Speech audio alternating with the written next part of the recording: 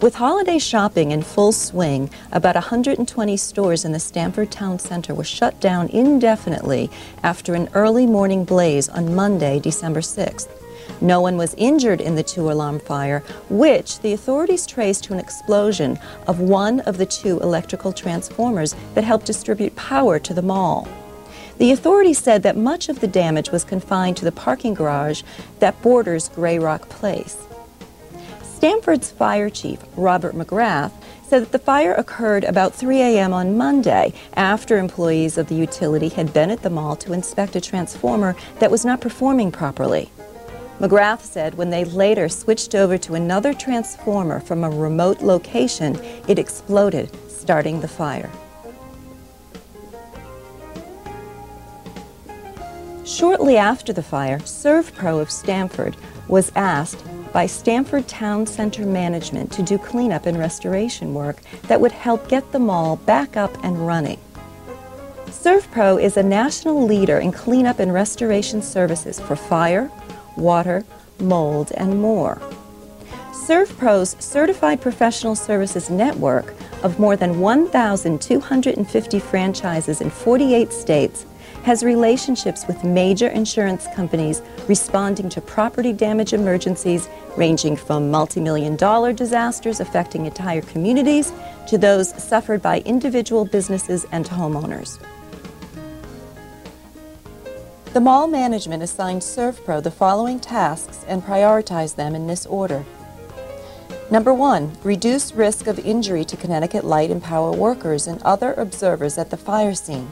2, assist CL&P in their efforts to restore power. Also, repair the air handling ducts. Thirdly, make the garage functionally clean and safe for the mall reopening. 4, remove the soot on the surface to return it to its normal everyday appearance. And finally, replace and repair the street side exterior of the transformer room.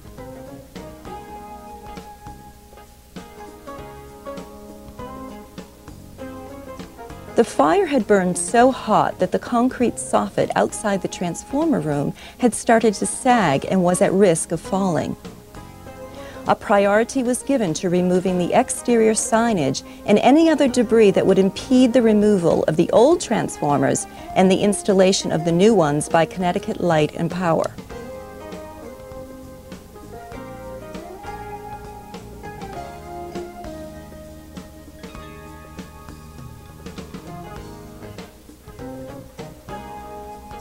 In order to run new power cables, CL&P had to punch holes through several block walls. This created a lot of debris that had to be removed. The switching rooms also had to be cleaned of soot while the power was shut down. The cinder block wall and fireproof doors of the transformer room had to be replaced because of severe damage due to the fire. As this was being rebuilt, a fire-resistant wall was erected to protect the public from injury should another fire erupt. A portion of the air handling ductwork was destroyed by the fire and had to be repaired. This would allow the exhaust air to properly vent to the outside again.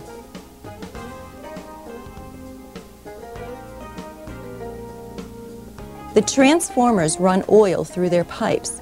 This oil burned, producing a lot of heavy, oily soot. As every parking space would be in high demand during the busy pre-Christmas shopping period, the heaviest of the soot had to be removed so that the parking garage could be safely used. The floor of the garage had a slippery, oily film that was removed with power washing. At this stage, the goal was to quickly get the parking garage to an acceptable functional level of clean. Time was of the essence, and 60 workers worked on this cleanup phase.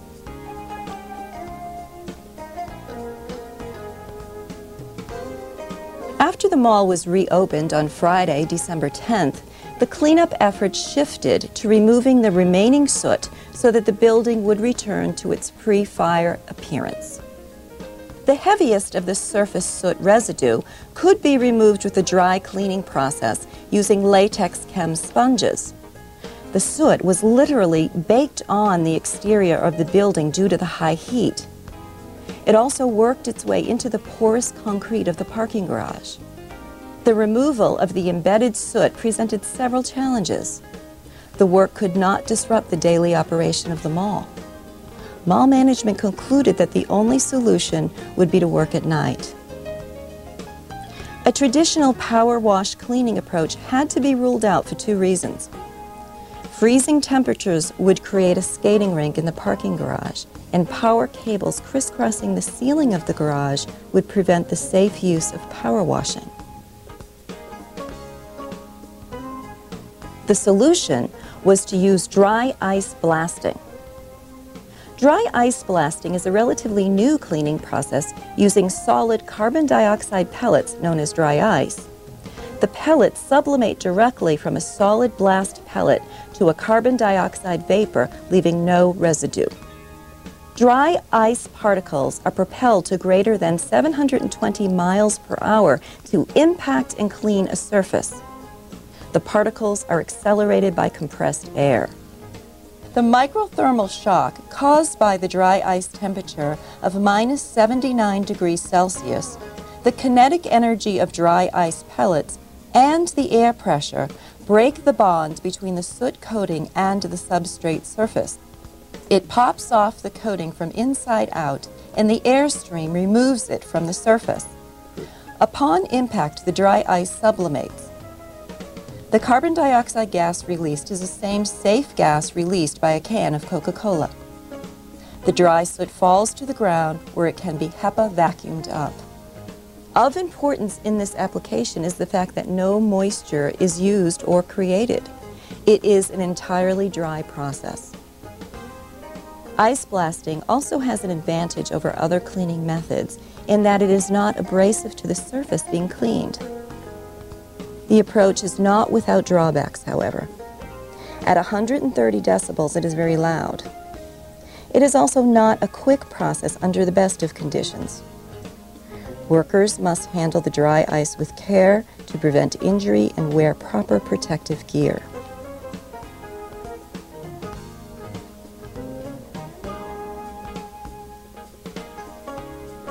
The final phase called for the restoration of the metal grillwork and concrete soffits on the street side of the transformer room. The grillwork had to be custom fabricated. The mall is back to business as usual.